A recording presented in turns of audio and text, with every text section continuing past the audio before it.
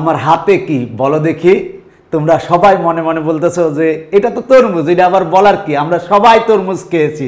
কিন্তু না মামা, এইভাবে চিন্তা করলে হবে না, গাণিতিকভাবে চিন্তা করে দেখো তো মামা এটা কি। গণিতের ভাষায় চিন্তা করো, গণিতের ভাষায় চিন্তা করে বলো তো দেখি এটা কি হতে পারে। তোমরা একটু নিজেরাই চিন্তা করো। তোমরা এমনি সহজ সরলভাবে বলতে পারো যে এটা একটা তরমুজ, কিন্তু গণিতের ভাষায় এটা কিন্তু একটা পিরামিড। এটা কেন পিরামিড জানো? কারণ হচ্ছে দেখো এর ভূমিতে কিন্তু একটা বহুভুজ আছে। ভূমিতে এই যে ভূমিতে ত্রিভুজ থাকতে পারে, চতুর্ভুজ থাকতে পারে, পঞ্চভুজ থাকতে পারে, ষষ্ঠভুজ থাকতে পারে। আর পার্শ্বতলগুলা দেখো, এই পাশের যে তলগুলো আছে এই পার্শ্বতলগুলা কিন্তু ত্রিভুজ হবে। দেখো এইটা একটা ত্রিভুজ, এইটা একটা ত্রিভুজ, এইটা একটা ত্রিভুজ। আর এই ত্রিভুজগুলো একটা শীর্ষবিন্দুতে মিলিত হবে। মিলিত হলে এটাকে বলবো হচ্ছে আমরা পিরামিড। তার মানে আমরা এই তরমুজটাকে কখন গাণিতিক ভাষায় পিরামিড বলবো? পিরামিড হতে হলে নিয়ম হচ্ছে যে এই ভূমিতে যেটা থাকবে সেটা, দেখো এই ভূমিতে যেটা থাকবে সেটা হচ্ছে ত্রিভুজ হতে পারে, চতুর্ভুজ হতে পারে, পঞ্চভুজ হতে পারে, ষষ্ঠভুজ হতে পারে, সপ্তভুজ হতে পারে, যেরকম ভুজ ইচ্ছা হতে পারে। এবং এটাকে বলা হয় হচ্ছে ভূমি। পিরামিডের এটাকে বলা হয় হচ্ছে ভূমি। আর এই যে পাশে যেগুলো আছে সেগুলোকে বলা হয় পার্শ্বতল। এবং পার্শ্বতলগুলো কিন্তু ত্রিভুজ হবে। দেখো এটা একটা ত্রিভুজ, এটা একটা ত্রিভুজ, এইটা একটা ত্রিভুজ, এইটা একটা ত্রিভুজ। এবং ত্রিভুজগুলা কিন্তু একটা শীর্ষবিন্দুতে মিলিত হবে। তার মানে এই যে তলগুলা, এই তলগুলাকে বলা হয় হচ্ছে পার্শ্বতল। আর এই ত্রিভুজগুলা যে শীর্ষবিন্দুতে মিলিত হয়েছে বিন্দুটাকে বলবো হচ্ছে শীর্ষবিন্দু। তাহলে এটাকে আমরা বলবো একটা পিরামিড। আচ্ছা তরমুজটা একটু খেয়ে নি দেখে, এখন কি এটাকে পিরামিড বলতে পারবা? বলো তো দেখে।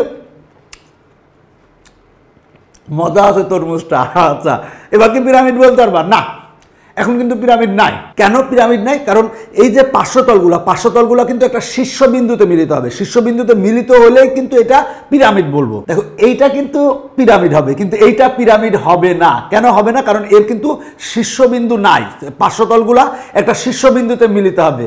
তো আমরা যখন ছোট ছিলাম তখন কিন্তু দেখা যাচ্ছে আমাদের ভাই বোনদের মধ্যে এরকম হইতো যে তরমুজ বাবা নিয়ে আসছে, কে আগে খাবে বা কে একজনের আর একজন খেয়ে নিত, ভাগ করে দেওয়া হতো, তারপরেও এইভাবে কিন্তু খেয়ে ফেলতো। এটা আসলে অনেক মজার ছিল। মনে হচ্ছে এখন যদি আবার সেই ছোটবেলায় ফিরে যেতে পারতাম তাহলে আরো অনেক ভালো হতো। এই যে দেখতেছো এটা একটা পিরামিড, এটা একটা পিরামিড, এইটা একটা পিরামিড, এইটা একটা পিরামিড। দেখো এই পিরামিডের ভূমিটা হচ্ছে কি হবে?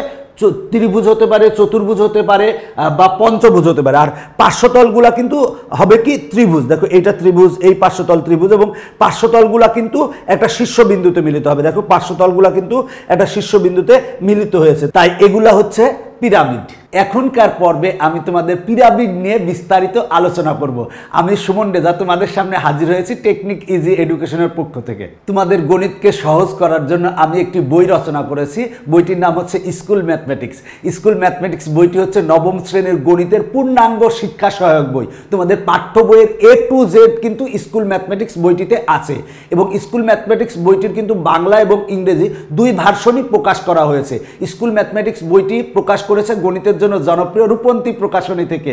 যারা এখনো স্কুল ম্যাথমেটিক্স বইটি সংগ্রহ করো নাই তারা নিকটস্থ লাইব্রেরি থেকে সংগ্রহ করবে। এখনকার পর্বে আমরা পিরামিড বিষয়ে বিস্তারিত আলোচনা করব। পিরামিড কি, তারপরে পিরামিডের পার্শ্বতলের ক্ষেত্রফল বের করব, তারপরে ভূমির ক্ষেত্রফল বের করব, তারপরে পিরামিডের সমগ্র তলের ক্ষেত্রফল বের করার আমরা সূত্র সম্পর্কেও জানবো। প্রাচীন মিশরীয় পিরামিডের কথা কে না জানে? হ্যাঁ, আমরাও জানি, আমরা সবাই শুনেছি। আমরা ব্যক্তিগত বা সমাজ জীবনে প্রতিদিন কত কিছুই ব্যবহার করি। নিচের চিত্রে নিত্য নৈমিত্তিক ব্যবহার্য কয়েকটি বস্তু দেখানো হয়েছে। তোমরা কি বলতে পারো এগুলো কোন কোন কাজে ব্যবহৃত হয়? প্রথম চিত্রে এক টুকরা তরমুজ। দেখো প্রথম চিত্রে এক টুকরা তরমুজ। এই যে আমি কিছুক্ষণ আগেই তরমুজটা খেয়েছি। তরমুজ খাওয়ার আগে আমরা সাধারণত এভাবে কেটে খাই। দেখো তরমুজ খাওয়ার আগে কিন্তু আমরা এইভাবে কেটে নিই। আবার অনেক সময় তরমুজ কিনতে গেলেও কিন্তু আমরা এইভাবে কেটে দেখি যে আসলে তরমুজটা লাল না, এটা কিন্তু দেখেই কিন্তু আমরা তরমুজটা ক্রয় করি। দ্বিতীয় চিত্রে একটি তাঁবু দেখা যাচ্ছে। সাধারণত অস্থায়ী কোনো জায়গায় গিয়ে সাময়িকভাবে অবস্থানের জন্য বাঁশ, কাঠ, মোটা কাপড় ইত্যাদি দ্বারা এক ধরনের ঘর তৈরি, সেখানে অবস্থান করা হয়। মূলত দেখো এইটা হচ্ছে তাঁবু। তাঁবুটাও কিন্তু পিরামিডের মতো, তরমুজটাও যেমন পিরামিডের মতো, তাঁবুটাও কিন্তু পিরামিডের মতো। তৃতীয় চিত্রটিতে যা দেখা যাচ্ছে, দেখো এটা হচ্ছে তৃতীয় চিত্র। তৃতীয় চিত্রতে যা দেখা যাচ্ছে, তা সতর্কতা বুঝাতে ব্যবহার করা হয়। এটা কিন্তু সতর্কতা মানে বুঝাতে ব্যবহার করা হয়, যেমন কোনো জায়গায় ভেজা ও পিচ্ছিল থাকার কারণে সাবধানতা অবলম্বন করতে বলা হয়। তার মানে এটাও কিন্তু একটা পিরামিড। আর চতুর্থ চিত্রটিতে সড়ক পথের নির্দিষ্ট জায়গাটি ব্যবহার করতে নিষেধ অর্থে ব্যবহার করা হয়। দেখো চতুর্থ চিত্রে যদি কোনো সড়কে কাজ চলে সেক্ষেত্রে সড়কের দেখা যাচ্ছে সামনে রাখা হয় যাতে এইটা মানে ওই জায়গাটা পরিহার করা হয়, সেটা জন্য এটা ব্যবহার করা হয়। সে যাই হোক, এদের সবগুলোই এক একটি ঘনবস্তু, এগুলো কিন্তু সবগুলো হচ্ছে এক একটা ঘনবস্তু। এ ধরনের আরো কত কিছুই আমরা দৈনন্দিন জীবনে ব্যবহার করে থাকি, এরকম কিন্তু আমরা আরো অনেক কিছুই দৈনন্দিন জীবনে ব্যবহার করে থাকি। আচ্ছা বলো তো এগুলা কি? এগুলা হচ্ছে পিরামিড। দেখো এই পিরামিডের ভূমিতে কিন্তু ত্রিভুজাকার, চতুর্ভুজাকার বা পঞ্চভুজাকার থাকতে পারে। তার মানে এটা হচ্ছে ভূমি, এটা হচ্ছে ভূমি। দেখো এখানে হচ্ছে ভূমি আর এগুলো হচ্ছে ভূমি। আর দেখো এই যে এগুলোকে বলবো হচ্ছে আমরা পার্শ্বতল, এগুলোকে আমরা বলবো হচ্ছে পার্শ্বতল। এই পার্শ্বতলগুলো কি হবে? ত্রিভুজাকার হবে এবং পার্শ্বতলগুলো একটা শীর্ষবিন্দুতে মিলিত হবে। দেখো একটা শীর্ষবিন্দুতে মিলিত হয়েছে, সুতরাং এগুলোকে আমরা বলবো হচ্ছে পিরামিড।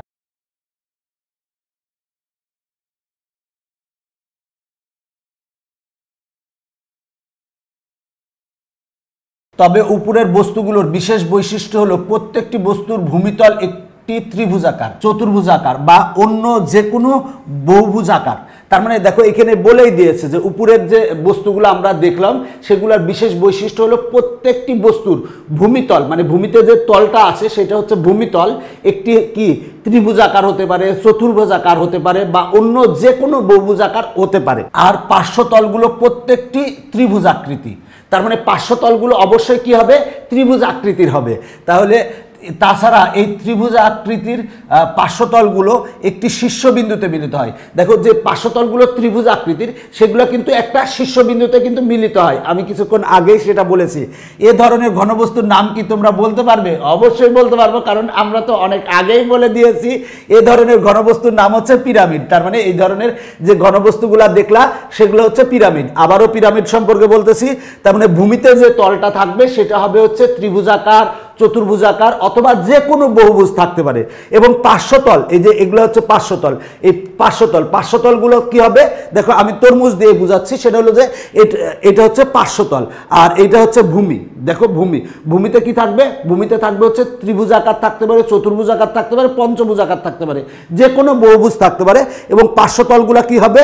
ত্রিভুজ হবে। এখানে কিন্তু দেখো ত্রিভুজ হবে এবং এই ত্রিভুজগুলা একটা শীর্ষবিন্দুতে কিন্তু মিলিত হবে। শীর্ষবিন্দুতে মিলিত হলেই এটা হবে কি? একটা পিরামিড। এখানে যে চারটা চিত্র আছে, চারটা চিত্রই কিন্তু আমি যে বৈশিষ্ট্যগুলো বললাম বৈশিষ্ট্যগুলোর সাথে মিলে, তার মানে এগুলো হচ্ছে পিরামিডের ছবি। তোমরা কি এ ধরনের আরো কিছু জিনিস বা ঘনবস্তুর নাম লিখে একটি তালিকা তৈরি করতে পারবে? অবশ্যই পারবো। তোমার ধারণাগুলোকে একত্রিত করে উপরের ছবিগুলোর অনুরূপ আরো কয়েকটি বস্তুর নাম লিখে একটি তালিকা তৈরি করো। পিরামিডের মতো আমরা আরো চারটা পিরামিড লিখতে পারি। তার মানে এখানে ক্রমিক নং দেওয়া আছে, এখানে বস্তুর নাম দেওয়া আছে। তাহলে আমরা কি বলতে পারি? দেখো এক নম্বরে আমরা বলতে পারি হচ্ছে পিরামিক্স। দেখো পিরামিক্সও কিন্তু একটা হচ্ছে পিরামিড। এরপরে দেখো হচ্ছে টাওয়ার যেগুলা, সেই টাওয়ারটাও কিন্তু একটা পিরামিডের মতো অনেক টাওয়ার পাওয়া যায়, যেটা হচ্ছে ভূমিতে মনে করো যে ত্রিভুজ, চতুর্ভুজ বা যে কোনো বহুভুজ হতে পারে। আর দেখা যাচ্ছে যে পার্শ্বতলগুলো হবে হচ্ছে ত্রিভুজাকার এবং ত্রিভুজগুলো একটা শীর্ষবিন্দুতে মিলিত হবে। টাওয়ার, তারপরে টেট্রাহেড্রন, তারপরে হচ্ছে মন্দির, এগুলোও কিন্তু এক একটা হচ্ছে পিরামিড। তাহলে আমরা পিরামিড কাকে বলবো? বহুভুজ আকৃতি ভূমির ওপর অবস্থিত। তার মানে ভূমিতে যেটা থাকবে সেটা হবে বহুভুজ আকৃতির। তার মানে দেখো ভূমিতে কিন্তু ত্রিভুজ থাকতে পারে, চতুর্ভুজ থাকতে পারে, পঞ্চভুজ থাকতে পারে, যে কোনো আকৃতির বহুভুজ থাকতে পারে। তার মানে বহুভুজ আকৃতি ভূমির ওপর অবস্থিত যে ঘনবস্তুর পার্শ্বতলগুলা, দেখো এই তলগুলা হচ্ছে পার্শ্বতল, পাশের তল। দেখো আমি যদি তরমুজটা দেখাই তাহলে তরমুজের এই তলগুলাকে বলা হয় হচ্ছে পার্শ্বতল। এখানে দেখো পার্শ্বতল আছে একটা, দুইটা, তিনটা, চারটা পার্শ্বতল আছে। ত্রিভুজ আকৃতি, তার মানে দেখো পার্শ্বতলগুলো হবে কি? ত্রিভুজ আকৃতির হবে এবং পার্শ্বতলগুলো একটি শীর্ষবিন্দুতে মিলিত হয়। পার্শ্বতলগুলো কিন্তু একটা, দেখো এই পার্শ্বতলগুলো দেখো এই যে একটা শীর্ষবিন্দুতে মিলিত হয়েছে, তাকে পিরামিড বলে। তার মানে আমরা পিরামিড কাকে বলবো? সেটা হলো বহুভুজ আকৃতি ভূমির ওপর অবস্থিত যে ঘনবস্তুর পার্শ্বতলগুলো ত্রিভুজ আকৃতির এবং পার্শ্বতলগুলো একটি শীর্ষবিন্দুতে মিলিত হয়েছে তাকে আমরা পিরামিড বলবো। তার মানে পিরামিডের ক্ষেত্রে ভূমিতে থাকবে কি, ভূমিতে থাকবে হচ্ছে মানে কোনো ত্রিভুজ থাকতে পারে, চতুর্ভুজ থাকতে পারে, পঞ্চভুজ থাকতে পারে, যে কোনো আকৃতির বহুভুজ থাকবে এবং পার্শ্বতলগুলো হবে কি, পার্শ্বতলগুলো হবে হচ্ছে ত্রিভুজ আকৃতির হবে এবং পার্শ্বতলগুলো একটি শীর্ষবিন্দুতে যদি মিলিত হয় তাকে আমরা বলবো পিরামিড। তবে পিরামিডের ভূমি যে কোনো আকৃতির বহুভুজ, দেখো পিরামিডের ভূমিটা যে কোনো আকৃতির বহুভুজ, সেটা ত্রিভুজ হতে পারে, চতুর্ভুজ হতে পারে, পঞ্চভুজ হতে পারে, যে কোনো আকৃতির হতে পারে এবং পার্শ্বতলগুলো যে কোনো আকৃতির ত্রিভুজ হতে পারে, পার্শ্বতলগুলো যে কোনো আকৃতির কি হতে পারে, ত্রিভুজ হতে পারে। পিরামিডের ভূমি সমবাহু বিশিষ্ট বহুভুজ বা সুষম বহুভুজ এবং পার্শ্বতলগুলো সর্বসম ত্রিভুজ হলে তাকে সুষম পিরামিড বা নিয়মিত পিরামিড বলে। দেখো পার্শ্বতলগুলো সর্বসম, সর্বসম বলতে পার্শ্বতলগুলো যদি সবগুলো যদি মানে অনুরূপ বাহুগুলোর অনুপাত এবং কোণ যদি সমান হয় তাহলে আমরা বলবো ত্রিভুজটাকে বলবো, ত্রিভুজদ্বয়কে বলবো হচ্ছে সর্বসম। দুইটা ত্রিভুজ আছে, দুইটা ত্রিভুজের অনুরূপ বাহুগুলো সমান এবং কোণগুলো যদি সমান হয় তাকে আমরা বলবো সর্বসম।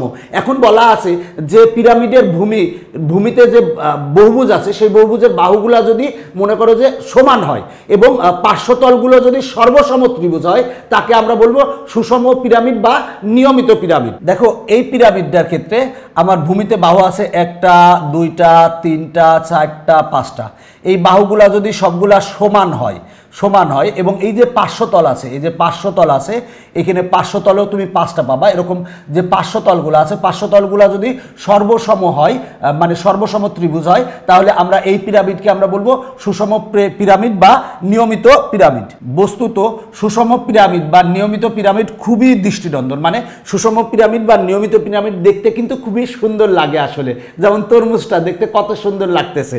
পিরামিডের ভূমি সুষম বহুভুজ না হলে অথবা পার্শ্বতলগুলো সর্বসম ত্রিভুজ না হলে তাকে বিষম পিরামিড বা অনিয়মিত পিরামিড বলে। পিরামিডের ভূমি যদি সুষম বহুভুজ না হয় বা পার্শ্বতলগুলো যদি সর্বসম ত্রিভুজ না হয় তাহলে আমরা সেই পিরামিডকে বলবো হচ্ছে বিষম পিরামিড বা অনিয়মিত পিরামিড। একটি পিরামিডের শীর্ষ থেকে ভূমির ওপর লম্ব আঁকলে লম্বটির পাদবিন্দু যদি ভূমির অন্তকেন্দ্র হয় তাকে খাড়া পিরামিড বলে। দেখো বলা আছে যে একটি পিরামিডের শীর্ষ থেকে, দেখো এই শীর্ষ থেকে আমরা একটা পিরামিডের শীর্ষ থেকে ভূমির ওপর লম্ব আঁকলে, ভূমির ওপর যদি আমরা একটা লম্ব আঁকি, মনে করো যে এই লম্ব অঙ্কন করলাম, এই যে ভূমির ওপর একটা লম্ব অঙ্কন করলাম, লম্ব আঁকলে লম্বটির পাদবিন্দু যদি ভূমির অন্তকেন্দ্র হয়, লম্বটির পাদবিন্দু যদি এই পাদবিন্দু, এটা হলো পাদবিন্দু, এটা হলো শীর্ষবিন্দু, পাদবিন্দু যদি ভূমির অন্তকেন্দ্র হয় তাকে খাড়া পিরামিড বলে। আচ্ছা অন্তকেন্দ্র কি আগে আমরা তাই দেখি, তার আগে আমরা দেখবো অন্তবৃত্ত কি।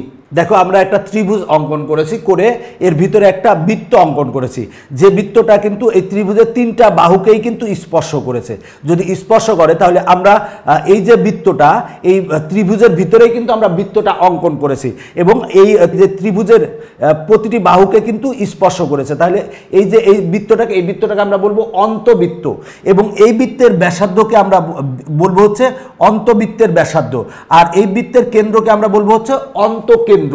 ঠিক তেমন চতুর্ভুজের ক্ষেত্রেও একই রকম হবে। দেখো আমার একটা চতুর্ভুজ আছে, তো এই চতুর্ভুজের ভিতরে কিন্তু আমরা একটা বৃত্ত অঙ্কন করেছি, বৃত্তটি কিন্তু চতুর্ভুজের প্রতিটি বাহুকে কিন্তু স্পর্শ করেছে, তাহলে এই বৃত্তকে আমরা বলবো হচ্ছে অন্তবৃত্ত এবং এই বৃত্তের কেন্দ্রকে আমরা বলবো অন্তবৃত্তের কেন্দ্র, মানে অন্তকেন্দ্র বলবো, আর এই বৃত্তের ব্যাসার্ধকে বলবো হচ্ছে অন্তবৃত্তের ব্যাসার্ধ। দেখো এখানে বলা আছে পিরামিডের শীর্ষ হতে ভূমির ওপর লম্ব আঁকলে, দেখো শীর্ষ হতে এটা হচ্ছে ভূমি, এই ভূমির ওপর যদি আমরা লম্ব আঁকলে লম্বটির পাদবিন্দু যদি ভূমির অন্তকেন্দ্র হয়, এটা হচ্ছে অন্তকেন্দ্র যদি হয়, মূল কথা হলো এইখানে একটা যদি বৃত্ত অঙ্কন করা হয় তাহলে কিন্তু এইখানে প্রতিটা বাহুকে স্পর্শ করবে। যদি বৃত্তটা এরকম লম্বা মনে হচ্ছে কিন্তু এটা বৃত্ত, তাহলে এই যে কেন্দ্র, এই কেন্দ্রকে আমরা বলবো হচ্ছে অন্তকেন্দ্র। দেখো যদি আমরা একটা বৃত্ত অঙ্কন করি, বৃত্ত অঙ্কন করলে আমার কিন্তু এই বৃত্তটা এই বাহু এই বাহু এই বাহু এই বাহু, এই যে চতুর্ভুজের কিন্তু প্রতিটি বাহুকে স্পর্শ করেছে, সুতরাং আমরা এই বৃত্তের কেন্দ্রকে আমরা বলবো হচ্ছে অন্তকেন্দ্র, আর এই বৃত্তটা হচ্ছে অন্তবৃত্ত। ভূমির অন্তকেন্দ্র বলতে ভূমি ভূমি বহুভুজের অন্তকেন্দ্র বোঝায়, মানে ভূমিতে যে বহুভুজ আছে সেই বহুভুজের অন্তকেন্দ্রকেই বোঝায়, সেটা বলা আছে। যে কোনো নিয়মিত পিরামিড বলতেই খাড়া পিরামিডকেই বোঝায়, যে কোনো নিয়মিত পিরামিড বলতে কিন্তু খাড়া পিরামিডকেই বোঝাবে। তার মানে আমরা এইখান থেকে কি কি শিখলাম একটু যদি আরেকবার মেমোরাইজ করি, সেটা হলো পিরামিডের ভূমিতে যে বাহুগুলো আছে, মানে বহুভুজটা আছে, বহুভুজটার প্রতিটা বাহুর দৈর্ঘ্য যদি সমান হয় এবং হচ্ছে পার্শ্বতলগুলো যদি সর্বসম ত্রিভুজ হয়, তাকে আমরা বলবো সুষম পিরামিড বা নিয়মিত পিরামিড। এবং সুষম পিরামিড বা নিয়মিত পিরামিড দেখতে কিন্তু সুন্দর। আর পিরামিডের ভূমি সুষম বহুভুজ না হলে অথবা হচ্ছে পার্শ্বতলগুলো যদি সর্বসম ত্রিভুজ না হয়, তাহলে আমরা তাকে বলবো হচ্ছে বিষম পিরামিড বা অনিয়মিত পিরামিড। একটি পিরামিডের শীর্ষ থেকে ভূমির ওপর লম্ব আঁকলে লম্বটির পাদবিন্দু যদি ভূমির অন্তকেন্দ্র হয়, তবে সেই পিরামিডটিকে আমরা খাড়া পিরামিড বলবো। যে কোনো নিয়মিত পিরামিডকেই কিন্তু খাড়া পিরামিড বলা হয়। একটি পিরামিডের শীর্ষ থেকে ভূমির ওপর লম্ব আঁকলে লম্বটির পাদবিন্দু যদি ভূমির অন্তকেন্দ্র না হয়, তাকে আমরা হেলানো পিরামিড বলবো। দেখো এখানে হেলানো পিরামিড বলা আছে। তুমি যদি এখান থেকে একটা যদি মনে করো যে একটি পিরামিডের শীর্ষ থেকে, দেখো আমরা এই শীর্ষ থেকে যদি ভূমির ওপর লম্ব আঁকলে লম্বের পাদবিন্দু যদি ভূমির অন্তকেন্দ্র না হয়, যদি লম্বের আমরা লম্ব আঁকলাম, লম্বের পাদবিন্দু, এই পাদবিন্দুটা তো এখন দেখো পাদবিন্দুটা কিন্তু এর অন্তকেন্দ্র না। যদি অন্তকেন্দ্র হতো, মানে এইখানে অন্তকেন্দ্র বলতে কি, আমরা এই ভিতরে এই বহুভুজের ভিতরে একটা আমরা বৃত্ত অঙ্কন করব। বৃত্তটি যদি প্রতিটি বাহুকে স্পর্শ করে, বহুভুজের প্রতিটি বাহুকে স্পর্শ করে, তাহলে সেই বৃত্তের কেন্দ্রকে আমরা বলবো অন্তকেন্দ্র। এই ক্ষেত্রে কিন্তু অন্তকেন্দ্র হবে না। যদি অন্তকেন্দ্র না হয়, তাহলে আমরা তাকে বলবো হেলানো পিরামিড। দেখো এই পিরামিডটা হচ্ছে হেলানো পিরামিড। পিরামিডের শীর্ষবিন্দু, পিরামিডের ত্রিভুজাকার পার্শ্বতলগুলো যে সাধারণ বিন্দুতে মিলিত হয়, তাকে পিরামিডের শীর্ষবিন্দু বলে। ত্রিভুজের দেখো এই যে ত্রিভুজ, পার্শ্বতলগুলো যে ত্রিভুজ, এই ত্রিভুজগুলো যদি একটা সাধারণ বিন্দুতে মিলিত হয়, যে সাধারণ বিন্দুতে মিলিত হয়, এই বিন্দুকে বলবো হচ্ছে আমরা পিরামিডের শীর্ষবিন্দু। তার মানে পিরামিডের ত্রিভুজাকার পার্শ্বতলগুলো, পিরামিডের যে ত্রিভুজাকার পার্শ্বতলগুলো আছে, পার্শ্বতলগুলো যে সাধারণ বিন্দুতে মিলিত হয়, তাকে আমরা পিরামিডের শীর্ষবিন্দু বলবো।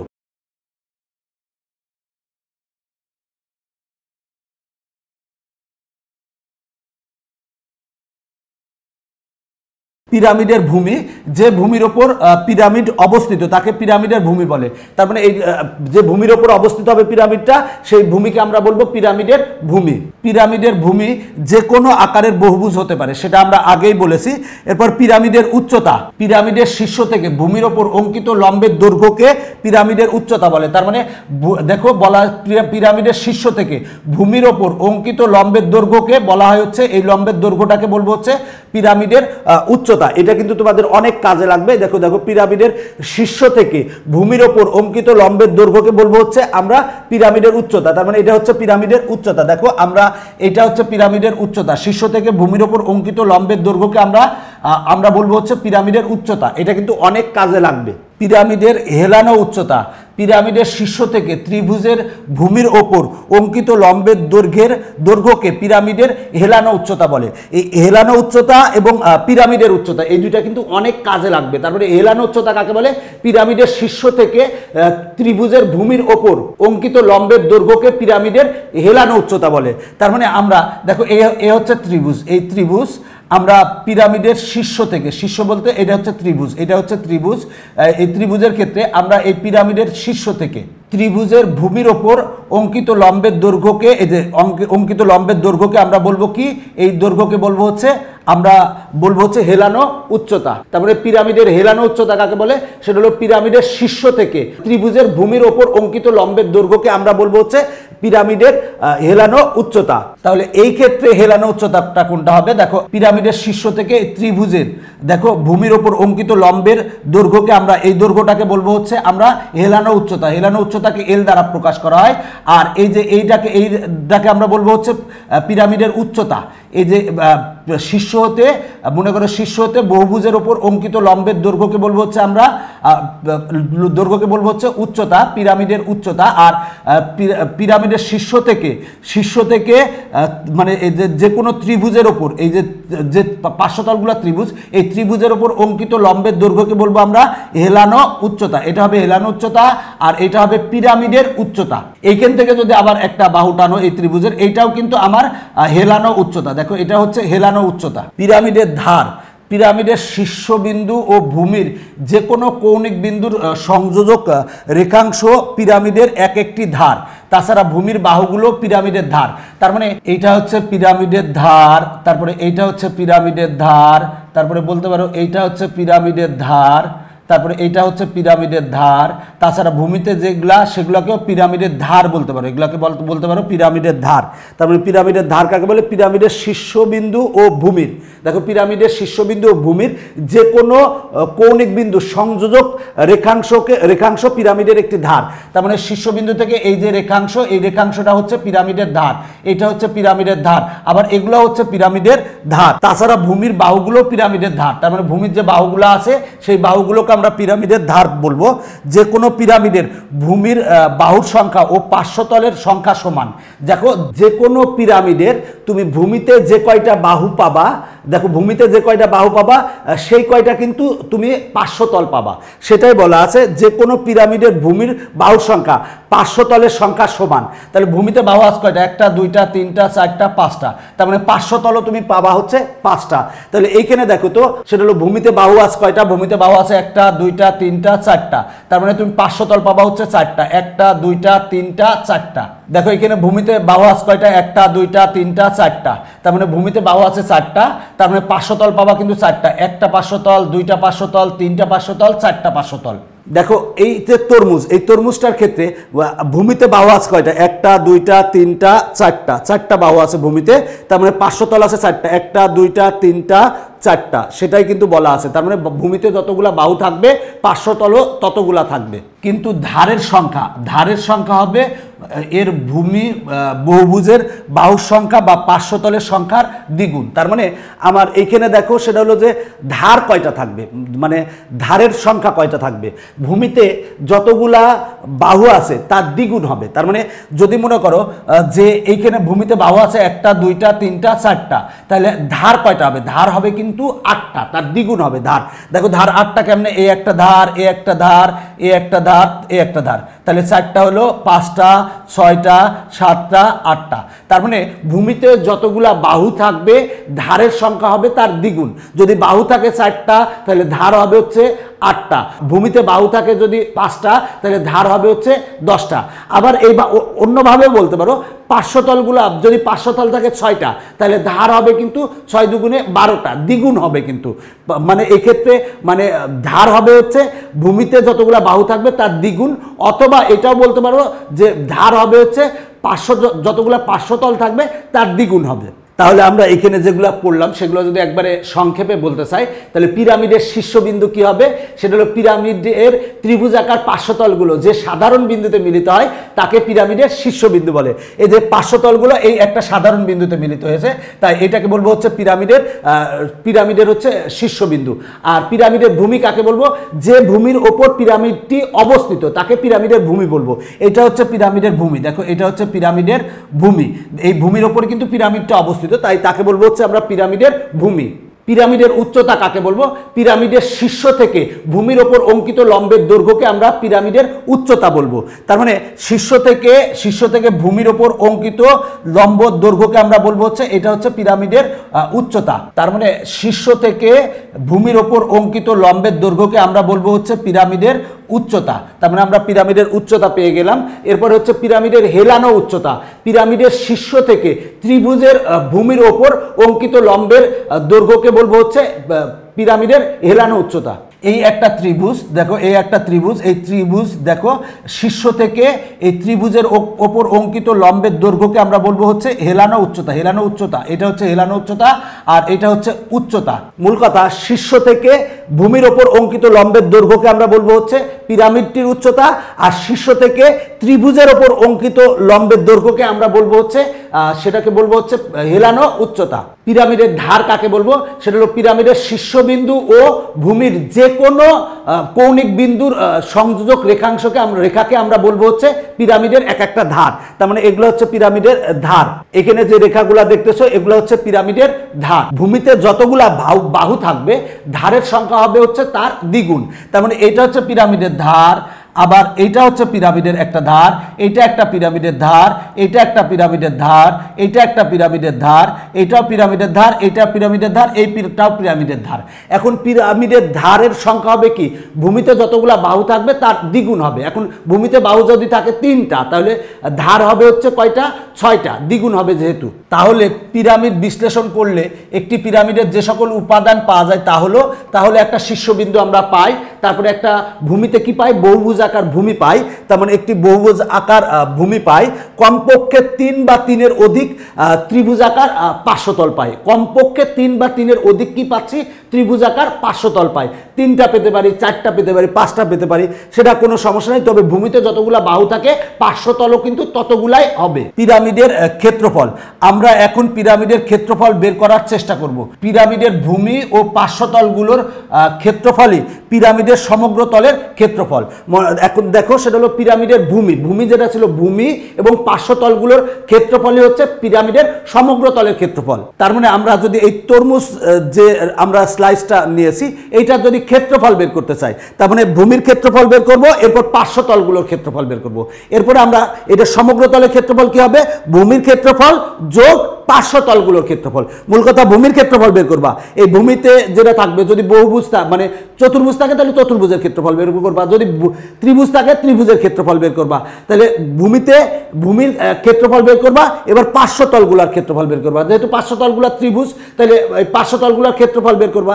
এরপরে ভূমির ক্ষেত্রফল এবং পার্শ্বতলগুলোর ক্ষেত্রফল যোগ করলেই কিন্তু পিরামিডের সমগ্র তলের ক্ষেত্রফল আমরা পাবো। আসলে এই বিষয়গুলো আমি এত ধরে ধরে বোঝানোর একটা কারণ আছে, কারণ এই বিষয়গুলো তোমরা অনেকেই বুঝো না। এগুলা কিন্তু বিস্তারিত জানলেই কিন্তু তুমি এই চ্যাপ্টারের অঙ্কগুলা ভালো পারবা। পিরামিড সংক্রান্ত অঙ্কগুলা ভালো করে পারতে হলে এই তথ্যগুলা ভালো করে জানতে হবে। এখন এই তথ্যগুলা যদি তুমি ভালো করে না জানো, তাহলে পিরামিডের অঙ্ক তুমি কিভাবে করবে? আমি যে তথ্যগুলা শিখালাম সেগুলো যদি তুমি ভালো করে বুঝো, তাহলে অঙ্ক তুমি বুঝে করতে পারবে।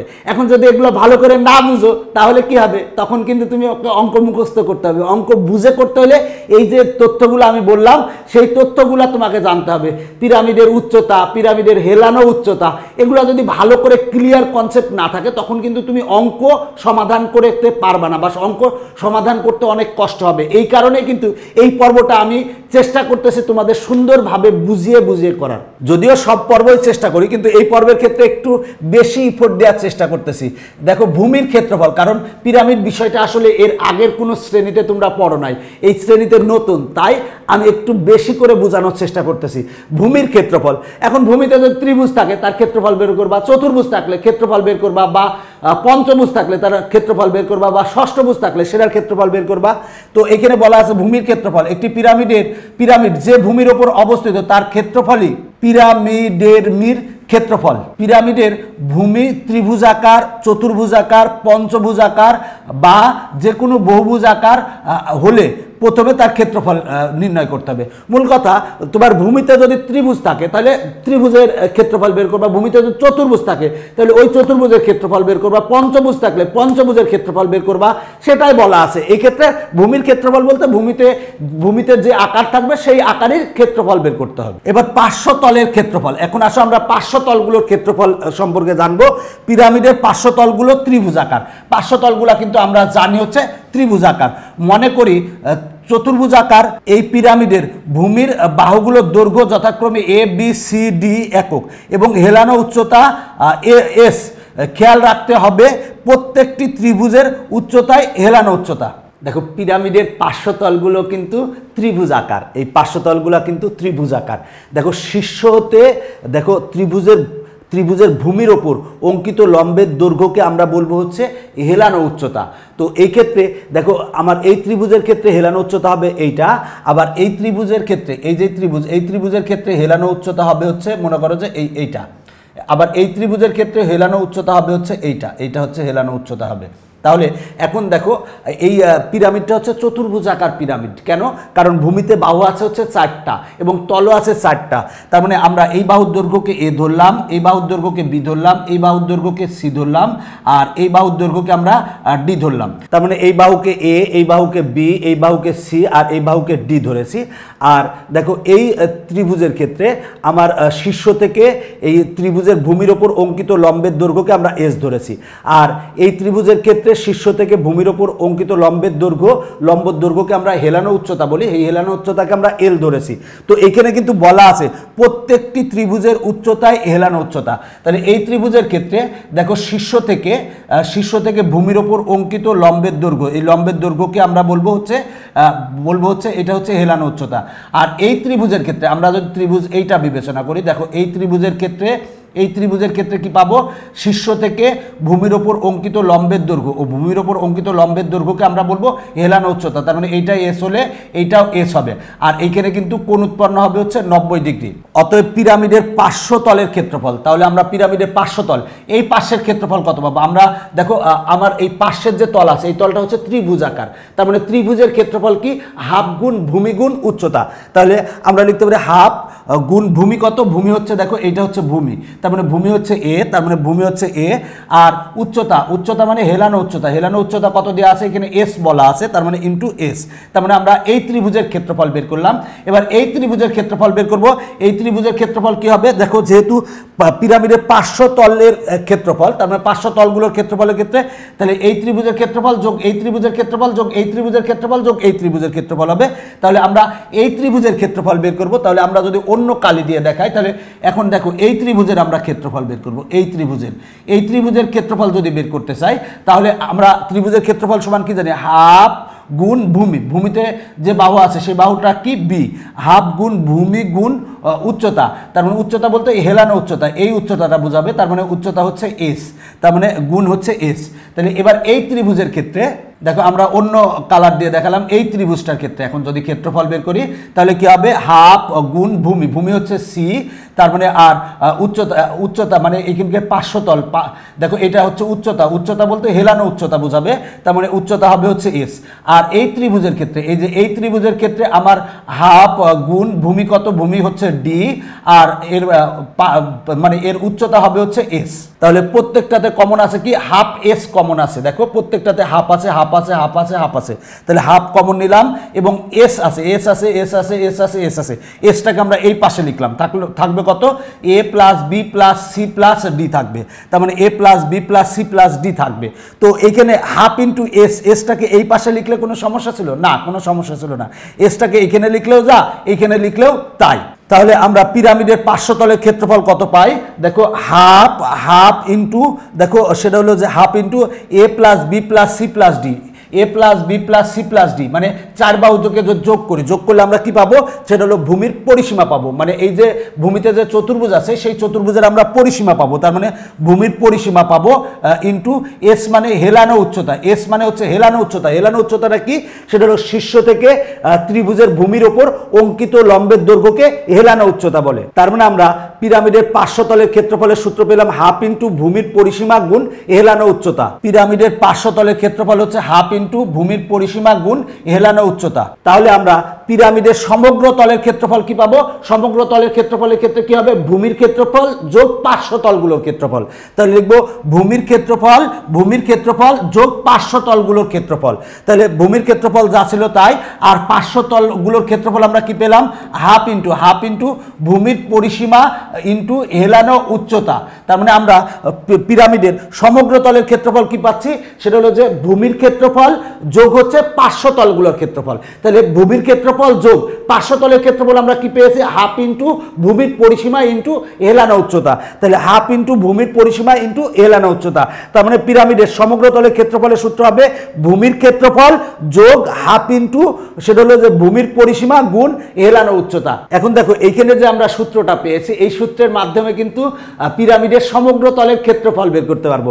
আবার এই সূত্রের মাধ্যমে কিন্তু পিরামিডের আমরা পার্শ্বতলের ক্ষেত্রফলও বের করতে পারবো। পার্শ্বতলের ক্ষেত্রফলের সূত্র হচ্ছে হাফ ইন্টু ভূমির পরিসীমা গুণ হচ্ছে হেলানো উচ্চতা। হেলানো উচ্চতা কাকে বলে? সেটা হলো যে পিরামিডের শীর্ষ থেকে ত্রিভুজের ভূমির ওপর অঙ্কিত লম্বের দৈর্ঘ্যকে আমরা বলবো হচ্ছে পিরামিডের হেলানো উচ্চতা। আর মানে শীর্ষবিন্দু হতে আমার হচ্ছে ভূমির ওপর, যদি ভূমির ওপর অঙ্কিত লম্ব হয় সেটাকে আমরা বলবো হচ্ছে পিরামিডের উচ্চতা। পিরামিডের উচ্চতার ক্ষেত্রে হবে কি, শীর্ষ থেকে দেখো, শীর্ষ থেকে ভূমির ওপর আমরা যদি ভূমির ওপর লম্ব অঙ্কন করি, শীর্ষ থেকে আমরা এই ভূমির ওপর লম্ব অঙ্কন করলাম, লম্ব অঙ্কন করলে এই যে এই লম্বটাকে আমরা বলবো কি, এই লম্বটাকে বলবো হচ্ছে পিরামিডের উচ্চতা। আর শীর্ষ থেকে ত্রিভুজের ভূমির ওপর অঙ্কিত লম্বের দৈর্ঘ্যকে আমরা বলবো হচ্ছে হেলানো উচ্চতা। এই দুইটা জিনিস কিন্তু খুবই ভালো করে মনে রাখতে হবে, অঙ্ক করার ক্ষেত্রে এই দুইটা অনেক কাজে লাগবে। আবারও বলছি, শীর্ষ থেকে ভূমির ওপর, দেখো শীর্ষ থেকে ভূমির ওপর অঙ্কিত লম্বের দৈর্ঘ্যকে আমরা বলবো হচ্ছে পিরামিডের উচ্চতা। আর শীর্ষ থেকে ত্রিভুজের ভূমির ওপর অঙ্কিত লম্বের দৈর্ঘ্যকে বলবো হচ্ছে হেলানো উচ্চতা। এই দুইটা বিষয় কিন্তু আমার অনেক কাজে লাগবে। আর এই যে এই বিন্দুটাকে আমরা বলবো অন্তকেন্দ্র। অন্তকেন্দ্র কখন হবে, যদি আমরা এখানে একটা বৃত্ত অঙ্কন করি, বৃত্ত অঙ্কন করলে যদি প্রতিটা বাহুর দৈর্ঘ্য, প্রতিটা বাহুরকে স্পর্শ করে, এখানকার বৃত্তটা যদি এই ভূমির প্রতিটা বাহুকে, এই বাহুকে স্পর্শ করছে, এই বাহুকে স্পর্শ করছে, এই বাহুকে স্পর্শ করছে, এই বাহুকে স্পর্শ করছে, তাহলে এই বৃত্তকে আমরা বলবো হচ্ছে অন্তবৃত্ত। এবং এই বৃত্তের কেন্দ্রকে আমরা বলবো অন্তবৃত্তের কেন্দ্র। আর দেখো এই বৃত্তের ব্যাসার্ধকে আমরা বলবো অন্তবৃত্তের ব্যাসার্ধ। অঙ্ক করার ক্ষেত্রে এই জিনিসগুলো অনেক বেশি কাজে লাগবে। নবম শ্রেণীর গণিতের জন্য আমি একটি বই রচনা করেছি, বইটি নাম হচ্ছে স্কুল ম্যাথমেটিক্স। বইটি নবম শ্রেণীর গণিতের পূর্ণাঙ্গ শিক্ষা সহায়ক বই। বইটির বাংলা এবং ইংরেজি দুই ভার্সনই পাওয়া যায়। বইটি প্রকাশ করেছে গণিতের জন্য জনপ্রিয় রূপন্তী প্রকাশনী থেকে। যারা এখনো স্কুল ম্যাথমেটিক্স বইটি সংগ্রহ করো নাই, তারা নিকটস্থ লাইব্রেরি থেকে সংগ্রহ করবে। এখনকার পর্ব আমরা এই পর্যন্ত রাখতেছি। আগামী পর্বে এই পিরামিডের সমগ্র তলের ক্ষেত্রফল সংক্রান্ত যে অঙ্ক আছে সেই অঙ্কগুলা সমাধান করাবো। আচ্ছা, এখনকার পর্বে আমরা কি কি পড়েছি সেগুলো যদি একটু বিস্তারিত আলোচনা করতে চাই, এই বিস্তারিত বলতে সংক্ষেপে যদি বলি, যে আমরা দেখো সেটা হলো, প্রথমে আমরা পিরামিড সম্পর্কে জেনেছি, পিরামিড কি। তারপরে এইখানে দেখো আমরা বাস্তবে অনেক কিছু ব্যবহার করি যেগুলার আকার আকৃতি হচ্ছে পিরামিডের মতো, সেগুলো নিয়ে আলোচনা করেছি। এবং এইখানে কয়েকটা পিরামিডের আমরা নাম লিখেছি। তাছাড়া পিরামিড কাকে বলে সেটা জেনেছি। তারপরে সুষম বা নিয়মিত পিরামিড কাকে বলে সেটা জেনেছি। তারপরে বিষম বা অনিয়মিত পিরামিড সম্পর্কে জেনেছি। তারপরে খাড়া পিরামিড কাকে বলে সেগুলো সম্পর্কে জেনেছি। অন্তবৃত্ত, অন্তকেন্দ্র সম্পর্কে জেনেছি। তারপরে হেলানো পিরামিড সম্পর্কে জেনেছি। তারপরে পিরামিডের শীর্ষবিন্দু সম্পর্কে জেনেছি। পিরামিডের ভূমি উচ্চতা, হেলানো উচ্চতা সম্পর্কে জেনেছি। তারপর পিরামিডের ধার সম্পর্কে জেনেছি। তারপরে পিরামিডের ক্ষেত্রফল নির্ণয়ের ক্ষেত্রে আমরা সূত্র বের করেছি। পিরামিডের ক্ষেত্রফল নির্ণয়ের যে সূত্রটা কিভাবে আসে সেটাও কিন্তু আমি তোমাদের জানিয়েছি। সেটা হলো যে পিরামিডের পার্শ্বতলের ক্ষেত্রফলের সূত্র এটা, আর পিরামিডের সমগ্র তলের ক্ষেত্রফলের সূত্র এটাই। ক্ষেত্রফলের সূত্রগুলা যদি জানো তাহলে কিন্তু তুমি অঙ্ক করতে পারবা। এবং এই ক্লাসের বেসিক তথ্যগুলা যদি তোমার কাছে ভালো করে স্পষ্ট থাকে তাহলে অঙ্ক করতে দেখবা যে তোমার কাছে অনেক সহজ মনে হচ্ছে। এখনকার পর্ব শেষ করছি, পরবর্তী পর্ব দেখার আমন্ত্রণ জানিয়ে বাই বাই।